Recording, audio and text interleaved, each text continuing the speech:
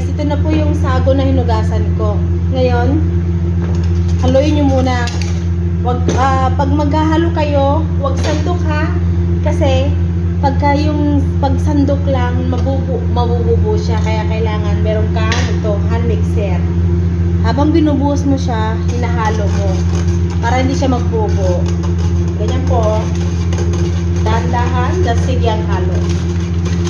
Hanggang sa may buhos nyo siya lahat. Bilisan yung halo nyo kasi magbububo mo siya. Yan. Ganyan po, oh. Yan. Nahalo na siya ng mabuti. Ganyan ang paghalo ng sago, guys. Hindi sandok. Kailangan ito para hindi siya magbubo. Yan.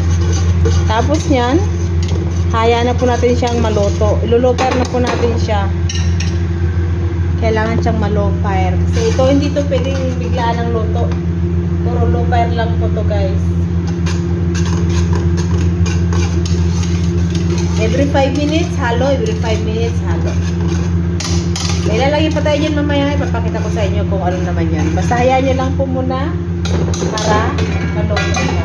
Takpan muna natin ito, guys. 5 minutes, balikan natin.